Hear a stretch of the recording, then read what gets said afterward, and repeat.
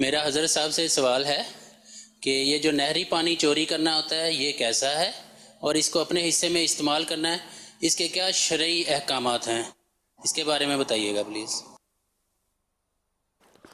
خدا فرما رہے ہیں چوری کرنا تو ظاہر ہے کہ طرف نکال لیتے ہیں۔ جی تو شرعاً بھی گناہ ہے اور ساتھ ہی قانوناً بھی جرم ہے، تو جو ایسا کرے گا وہ گناہ گار ہے، اور جو بھی اس کا جرمانہ بنتا ہے، تاوان بنتا ہے، وہ بھی ادا کرنا ہوگا۔ تاوان کے معنی یہ ہوتا ہے کہ جس چیز جتنا نقصان پہنچایا اتنی وہ چیز دے دے یا اس کی رقم دے دے، نقصان پیمنٹ کر دے، یہ تاوان۔ اور زیادہ جو ہوتا ہے وہ پھر وہ ڈنڈ ہوتا ہے، جرمانہ، وہ الگ چیز ہے، یہ الگ چیز ہے تاوان۔ صلو علی الحبیب صلی اللہ علی محمد۔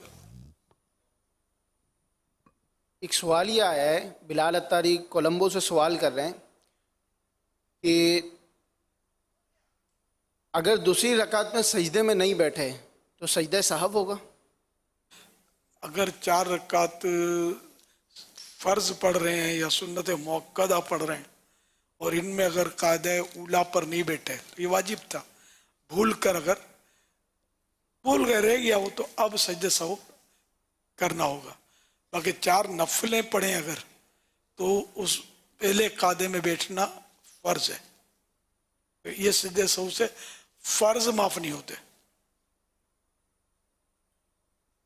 صلو علی الحبیب صلی اللہ علیہ علی محمد۔ ایک اور سوال بھی ہے کہ اگر ایک رکن میں تسبیح بھول گئے تو اب کیا کرنا چاہیے؟ تسبیحات سنت ہیں، اگر ایک رکن کی مقدار رکوع کر لیا، 3 سبحان اللہ کی مقدار، 1 سبحان اللہ کی مقدار رکوع میں یہ ٹھہر گیا تو رکوع تو اس کا ہو گیا۔ تسبیحات جو سبحان ربی العظیم یہ پڑھنا سنت تھا، یہ نہیں پڑھا تو سنت چھوٹی، سجدہ سہو اس پر واجب نہیں ہوگا۔ جان بوجھ کر بھی کسی نے نہیں پڑھی تب بھی سجدہ سہو واجب نہیں ہوگا۔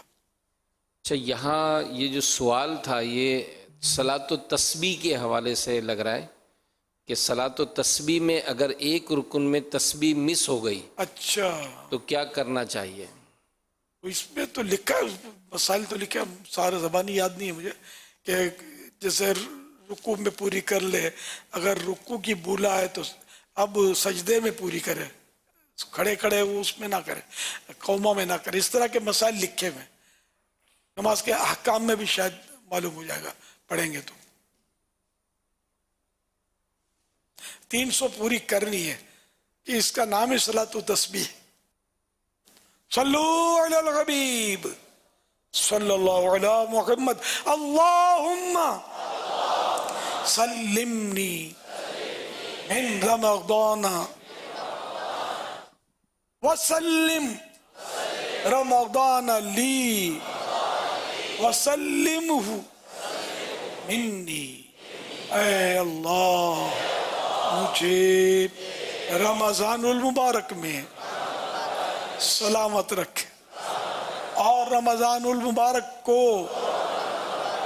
میرے لیے سلامتی والا بنا، اور اس کو مجھ پر سلامتی کے ساتھ گزار۔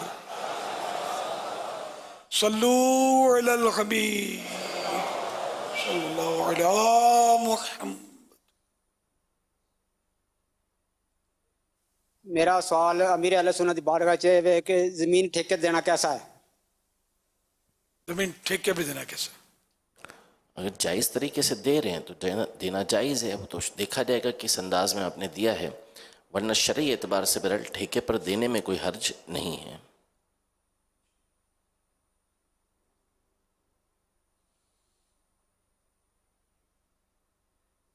میرے لیے سنت سے میرا یہ سوال ہے، کیا روزے کی حالت میں دانت میں درد ہونے کی وجہ سے دانت کے نیچے تعویذ وغیرہ رکھ سکتے ہیں، اور کیا اس سے روزہ ٹوٹے گا یا نہیں؟ جواب ارشاد فرما دیجیے، جزاک اللہ خیر۔